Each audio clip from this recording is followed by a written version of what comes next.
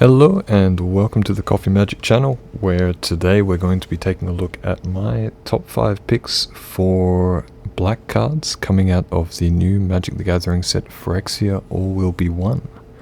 So starting off today is probably a less noteworthy or less spoken about card, that is Sheoldred's Edict. It is 1 colorless and 1 black. The reason that I like this is it feels to me like an improved version of the old Chainer's Edict. Chainer's Edict was a sorcery, and it made the opponent sacrifice a creature, and the card had a very expensive flashback ability. Whereas Sheoldred's Edict is an instant speed card which has choose 1, each opponent sacrifices a non-token creature, or each opponent sacrifices a creature token, or each opponent sacrifices a planeswalker, with a flavor text of "Congratulations, I'm entertained." I think this card is a 4 of in any black deck. It's amazing on the face value.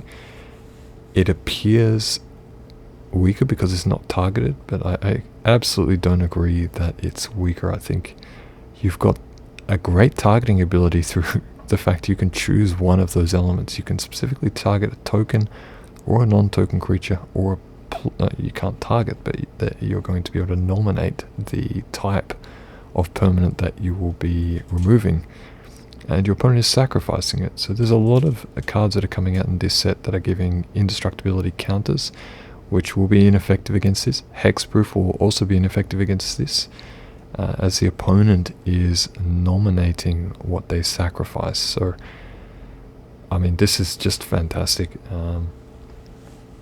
Yeah, if you had an ability, if this had flashback, wow, that'd be a super powerful card. Even in its current form, it's very, very powerful. So this is easily a 4 of in any black deck, in my view.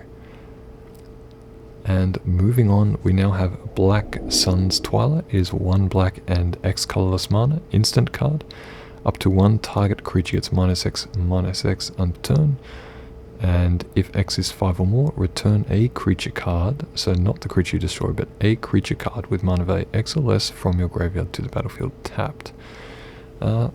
This is a very valuable card, because at the moment black is not looking at a whole lot of high mana cost cards to cast. So I think there will be a lot of value to see out of mono black decks, or even 2-color decks that aren't being too greedy on what they want to put back on the board through Reanimate. But absolutely, I think this card is a 3 or a 4 of in any black deck as well. Having such potentially powerful targeted removal is always fantastic, and the ability in the later game to start bringing back some high value assets to the board, yeah, I think that's a very good value card at any stage of the game to have. So very good card, and yeah, definitely recommend playing this if you like black. Moving on to Geth, Thane of Contracts, 2 black mana and 1 colorless, legendary creature Phyrexian zombie 3/4. Other creatures you control get -1/-1. And for the same mana cost as the card itself, tap 3 and tap it, return target creature card from your graveyard to the battlefield. Importantly, there's no penalty, so you don't have to sacrifice it at the end, and it doesn't have to adhere to a particular mana cost or life penalty or anything like that. It's just that 3 mana, tap this card, return it to the battlefield from the graveyard. It will gain the ability, if this creature would leave the battlefield, exile it instead of putting it anywhere else. That's not a issue. Again, you're going to be able to trigger ETB effects off of this, and depending what color you want to splice with, obviously blue in my view would be preferential. Blue synergizes nicely with the card draw and the ability to duplicate permanents, so you could potentially get multiple ETB triggers for very powerful cards. Definitely not a 4 of in any deck because it lacks haste, and we don't particularly, in my view, want to build it into a haste, a black-red haste format. Although yeah, I have seen this done historically, but I just don't think the meta is quite appropriate to build a competitive nature deck around a red-black haste reanimate. But still, it's a cool card, and it is going to give some added flexibility. So in my view, it's a 1 of, maybe 2 of in a deck. Moving on to the Phyrexian Arena. 2 black mana, 1 colorless. Looks like Jace is in trouble in that card artwork. And it's an enchantment with, at the beginning of your upkeep, you draw a card and you lose 1 life. Very self-explanatory, very flavorful of black. I think every black player is going to be perfectly happy with losing 1 life to draw a card. I see no negatives in this card. It is right on point with flavor, and it is very powerful. Play it on turn 3, you go to turn 7, you got 4 cards for free on top of what you're already drawing each turn. That means 4 turns, 8 cards. It's very, very good card draw. So I think this is, again, maybe not a 4 of, maybe a 3 of in a mono black. Just depends on what strategy towards, but great card. Very cool artwork as well. Actually, it's almost a little bit like Alien with the sort of tentacle-like features coming around there, so it's very interesting.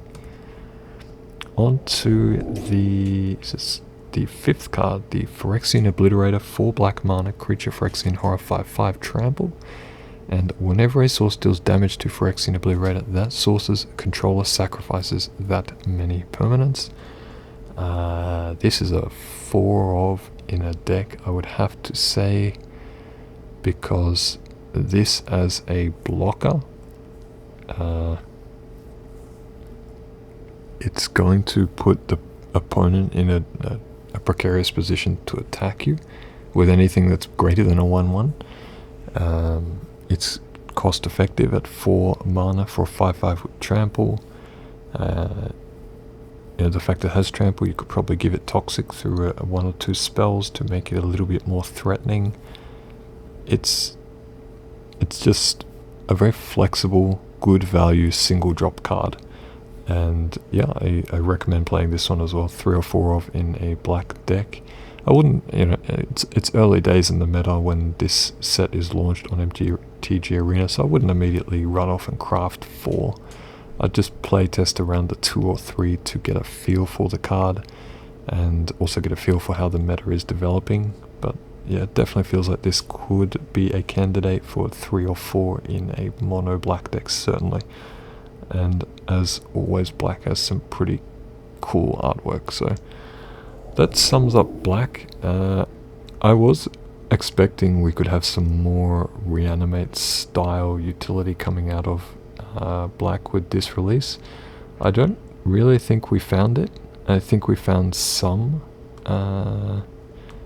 reanimate ability, but not enough to bring back Reanimator. It feels like they're really trying to temper black's reanimate capacity and make it more of a situational utility play opposed to a win strategy or proper meta strategy, which for me is somewhat disappointing. There are still some pretty potent cards running around in the green and blue colors that would be great targets for reanimate.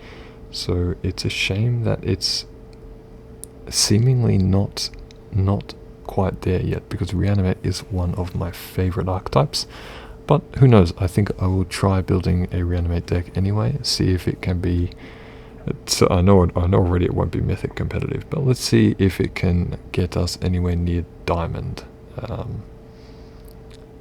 I sincerely doubt that reanimate can be remotely competitive still, but I'm going to give it a shot. I like it too much not to.